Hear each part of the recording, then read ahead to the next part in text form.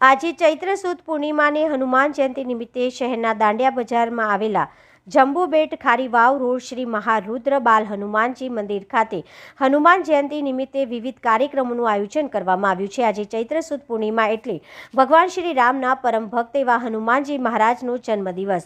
આજે સમગ્ર હનુમાનજી મંદિરોમાં હનુમાન જયંતિની ઉજવણી વડોદરા શહેરમાં શોભાયાત્રા સુંદરકાંડનું આયોજન સાથે જ મહાપ્રસાદીનો કાર્યક્રમ યોજાશે। ત્યારે શહેરના દાંડિયા બજારમાં આવેલા જંબુબેટ ખારી વાવ રોડ ખાતે આવેલા આશરે 90 વર્ષ જૂનું મંદિર શ્રી મહારુદ્ર બાલ હનુમાનજી મંદિર ખાતે હનુમાનજી મંદિરે આજે સવારે મહાઆરતી કરવામાં આવી હતી। સાથે સંપૂર્ણ દિવસ મંદિરના પ્રાંગણમાં વિવિધ કાર્યક્રમોનું આયોજન કરવામાં આવ્યું છે। આ મંદિર ખાતે વર્ષો પહેલા ખૂબ જ ધામધૂમથી હનુમાન જન્મ ઉત્સવ ઉજવવામાં આવતો હતો। તેવામાં મુંબઈના કલાકારો દ્વારા વિવિધ નાટકો સાથે સાંસ્કૃતિક કાર્યક્રમ કરવામાં આવતા હતા, જેમાં મોટી સંખ્યામાં સ્થાનિકો અને આજુબાજુ વિસ્તારના લોકો કાર્યક્રમમાં જોડાયા હતા। આજે હનુમાન જન્મ ઉત્સવ નિમિત્તે મંદિરને લાઇટિંગ અને ફૂલોથી સુશોભિત કરવામાં આવ્યું છે। વધુમાં મંદિરના સેવકે જણાવ્યું હતું કે આ દાંડિયા બજાર જંબુબેટ વિસ્તાર છે અને 1935થી આ મંડળ ગણેશ મિત્ર મંડળની સ્થાપના થઈ અને આમાં 3 દિવસ ઉત્સવ રહેતો હતો।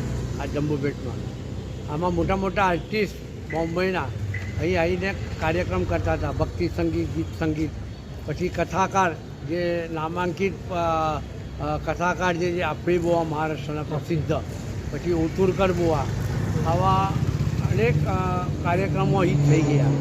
અને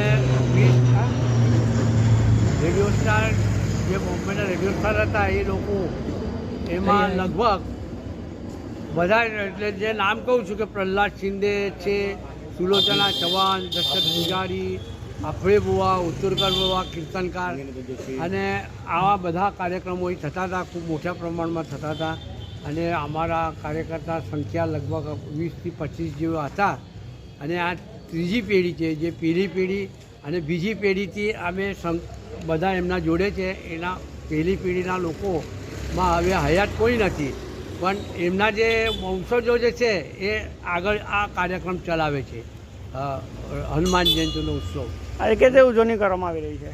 અમે પહેલાં ફાળો લેતા હતા દુકાનમાંથી, પણ હવે 20 વર્ષથી આ ફાળો અમે બંધ કરી દીધો। બધા જ કાર્યકર્તાઓમાં પોતાનો ફાળો આપીને આ ઉત્સવ અમે કરીએ છીએ। આપનું નામ? આપનું નામ? વિલાસભાઈ ગરુડ। અને બીજું કે એમના જે વિનાયકરાવ અરગડે અમારા સૌથી પહેલાં જૂના સ્વયંસેવક કહેવાય કે પહેલી પેઢીના જે લોકો અત્યારે હયાત નથી, એના પછી અમે આ બધા બીજા પેઢીથી અને ત્રીજી પેઢી ચાલી રહી છે।